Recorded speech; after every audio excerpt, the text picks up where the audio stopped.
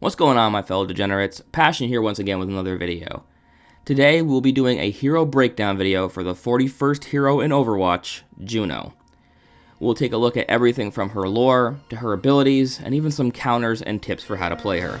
So let's jump in, starting with Juno's lore.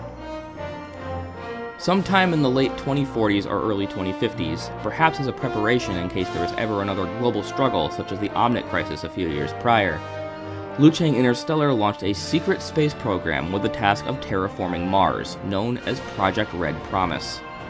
Among those sent to the neighboring planet was GIGABYTE, an employee of the company and best friend to her colleague, Dr. Meiling Zhao.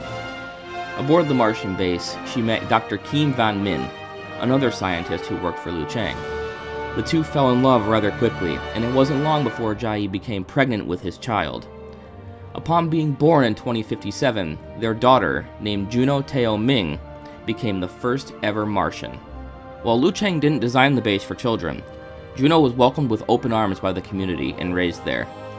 She loved her home planet and her family, and when she was a teenager, the base came together to make Juno her own spacesuit. The storms on Mars incited by the terraforming were scary for her, but she was empowered by her fellow colonists and believed she could take on anything. However, in 2075, following Null Sector's global assault and the start of the second OPTIX crisis, Lucheng Interstellar stopped communicating with Project Red Promise. There were plans to send more supplies, more food, and more participants that just never came to be. The wave of participants that included Juno's parents were only ever meant to kickstart the project, not sustain it. With no way for everyone to return to Earth, the colonists realized they were just being abandoned by Lucheng and left to die. Everyone tried to shield Juno from the fear and anxiety aboard the base, but she could sense the dread in the air. It was then that the colonists pooled their remaining resources to build a single-seater spacecraft and decided to send Juno back to Earth so she could have a normal life. She didn't want to leave, but she knew she owed it to her family to try and seek help for them. In 2076, at the young age of 19, she boarded her spaceship and set off for Earth. Once she reaches Earth's atmosphere, she ejects her escape pod and starts falling to the planet's surface rapidly. It's here that Athena makes note of the unidentified craft approaching the planet and makes contact with Juno. Juno's escape pod lands in the courtyard of Dorado, Mexico, where she is picked up by Overwatch agents and brought to Watchpoint Gibraltar to live with Winston.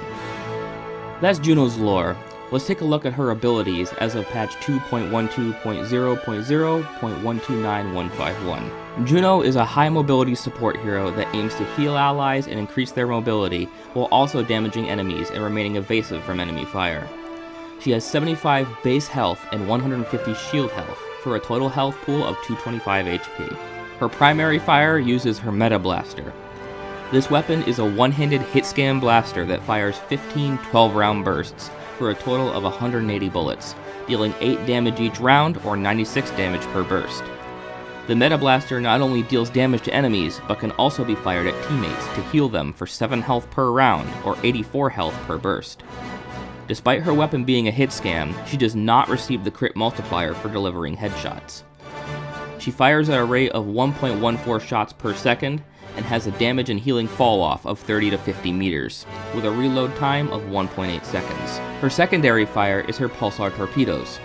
Once activated, this projectile ability starts a 4-second timer during which you can lock on to all teammates and enemies within 40 meters of your line of sight.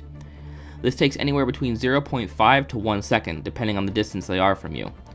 If you have locked on to anyone during this period, the torpedoes will automatically fire at all locked on targets following the 4-second timer, or they can be fired at any point before the timer is up. Much like Juno's Meta Blaster, they both heal allies and damage enemies. Pulsar torpedoes deal 85 direct damage to any enemy they hit, and 85 healing to any ally they hit, with an additional 50 healing being given to allies over time. If you lock on to any target during this ability's duration, the cooldown will be 10 seconds. If you don't lock on to anyone, the cooldown is reduced to 2 seconds. While Bob can be targeted by Pulsar torpedoes, other targets such as Torbjorn or Symmetra's turrets, Lifeweaver's pedal platform, Sigma's barrier, or other non-hero objects cannot. Target lock-on progress is saved, so if they leave your line of sight and return to it during the ability being active, the lock-on will resume where it left off. Lock-on will only progress while they remain within the range of the ability and within your line of sight. However, once fired, the torpedoes do not have a maximum range. Finally, it's also worth noting that barriers can stop Juno's pulsar torpedoes from damaging heroes, but cannot interrupt the targeting of any hero behind them. Juno's space is her Martian overboots.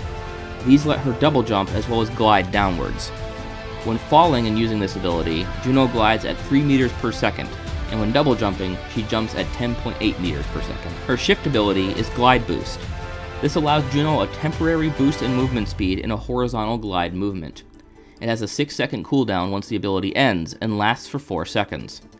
During those 4 seconds, Juno gets a 390% speed buff immediately after activating, with a lingering 50% speed buff following the initial dash.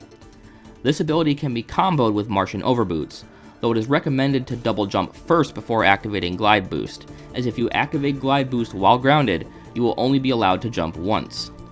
Juno is not affected by gravity while using Glide Boost, and although there is no vertical movement with the ability, you can still slide up and down when brushing up against horizontal or slanted edges in the map's terrain. This prevents you from being blocked by these pieces of the environment when using the ability. Glide Boost can also be cancelled early by pressing the ability key again.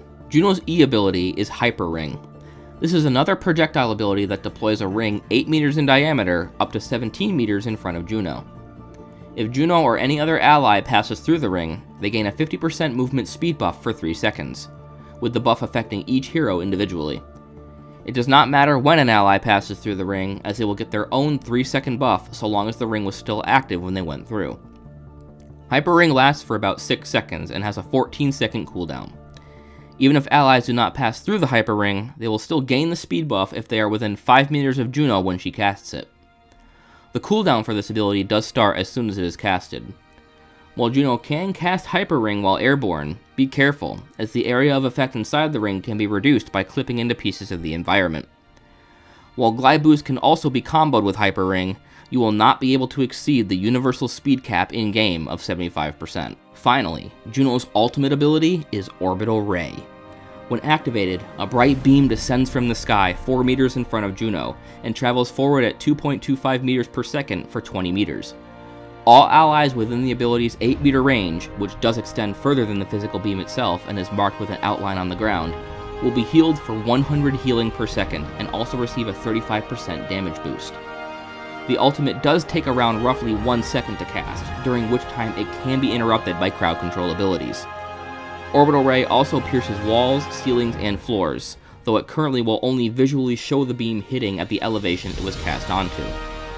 The damage boost effect also lingers for an additional 1 second after the ability ends. Finally, let's take a look at every other hero in the game and see how they stack up in the counter game against Juno. Let's take a look at all the heroes Juno is good against first, starting with the tanks.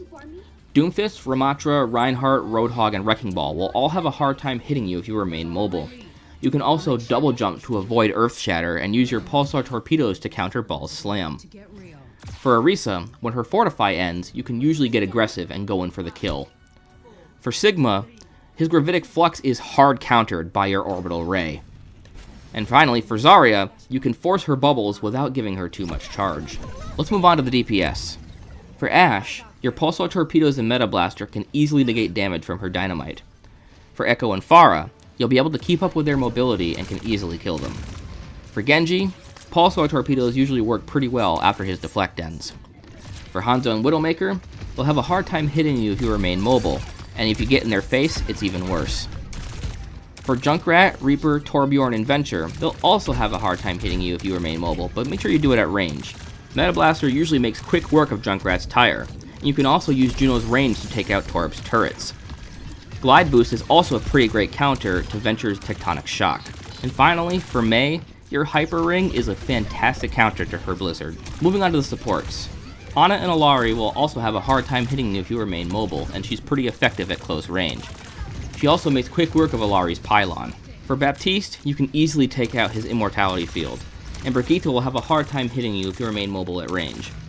For Lifeweaver, you can easily outmaneuver him and contest on Pedal Platform with your movement. You can also keep up with Mercy's movement pretty easily and kill her. And for Zenyatta, your burst damage will make quick work of him. Next, let's move on to the soft counters. For matchups with tanks like D.Va, Junker Queen, and Winston, it'll be entirely dependent on if your Glide Boost is on cooldown or not. Looking at the DPS, Bastion is also kind of dependent on if your glide boost is on cooldown or not. Cassidy is usually also easy to take down if you stay out of his range. For Soldier 76, he can be easy to take down if you dive him, but only if you dive him with someone else. For Sombra, you can spam Meta Blaster to de-stealth her, but also be wary of her hack, as it can cancel out a lot of your abilities.